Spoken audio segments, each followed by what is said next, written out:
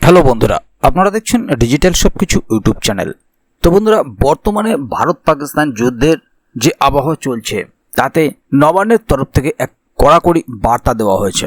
তবে এই বার্তাগুলি সম্পূর্ণ রাজ্যের মানুষের সতর্ক বার্তা হিসেবে কাজ করবে। বিশেষ নজর রাখা হচ্ছে কয়েকটি জেলাতে এবং রেশনগুলিতে আগাম খাদ্যের নিরাপত্তা রাখতে বলা হচ্ছে।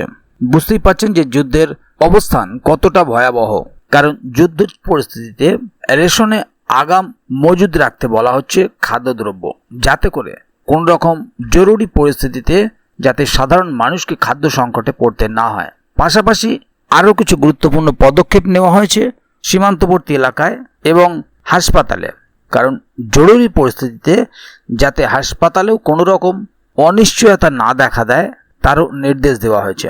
পাশাপাশি প্রশাসনকেও এই ব্যাপারে কিছু গুরুত্বপূর্ণ নির্দেশও দেওয়া হয়েছে। তো মূল বিষয়ে যাওয়ার আগে অবশ্যই আপনাদের কাছে অনুরোধ, ভিডিওটিকে প্রথম থেকে শেষ অবধি পুরোটাই দেখবেন মনোযোগ সহকারে, যাতে করে কোনো জায়গায় বুঝতে আপনাদের কোনো প্রকারের অসুবিধা না হয়। এছাড়াও আপনি যদি আমাদের চ্যানেলে প্রথমবার হয়ে থাকেন তাহলে অবশ্যই চ্যানেলটিকে সাবস্ক্রাইব করে বেল আইকনটি প্রেস করে অল নোটিফিকেশনে ক্লিক করে দেবেন, যাতে করে আমাদের চ্যানেলে যখনই কোনো নতুন ভিডিও আপলোড হবে তার সরাসরি আপনার কাছে পৌঁছে যায়।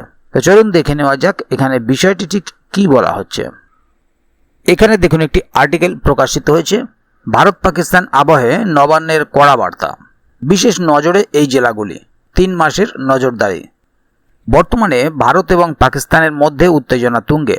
নবান্ন সূত্রে আসা একটি বিজ্ঞপ্তিতে স্পষ্ট নির্দেশ দেওয়া হয়েছে যে আগামী 3 মাসের জন্য প্রতিটি জেলায় খাদ্যদ্রব্য মজুত করে রাখতে হবে। যে কোনো আপাতকালীন পরিস্থিতিতে যেন মানুষ খাদ্যের সংকটে না পড়ে তার জন্য আগামী জুন, জুলাই ও আগস্ট মাসের জন্য রেশন গুদামে রাখা হবে আগাম মজুদ। ভার্চুয়াল বৈঠকে কথোপকথন। এদিকে রবিবার রাতে মুখ্য সচিব রাজ্য প্রশাসনের শীর্ষ দলদের নিয়ে ভার্চুয়াল বৈঠক সারেন, আর সেখানে প্রতিটি জেলার খাদ্য মজুদ গুদাম ক্ষমতা এবং রেশনের রুটিন ডিস্ট্রিবিউশন পদ্ধতি নিয়ে বিস্তার আলোচনা করা হয়। তিনি বলেছেন, কোনো অবস্থাতেই খাদ্য ঘাটতি বরদাস্ত করবেন না। সীমান্তে বাড়াতে হবে টহল।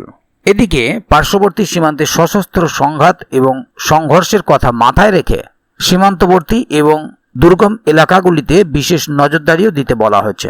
জানা যাচ্ছে সুন্দরবনের নৌপথে আইন শৃঙ্খলা এবং পরিবহন সুরক্ষায় পুলিশের টহল বাড়াতে হবে।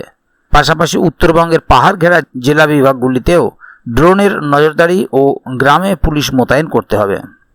হাসপাতালেও থাকছে প্রস্তুতি।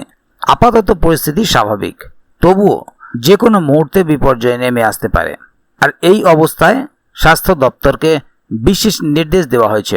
জানা যাচ্ছে প্রত্যেক জেলায় কতটুকু শয্যা আপাতকালীন ব্যবহারযোগ্য তারও তালিকা তৈরি করতে হবে, এমনকি অ্যাম্বুলেন্স ও জরুরি ওয়ার্ডের প্রস্তুতি নিশ্চিত করতে হবে।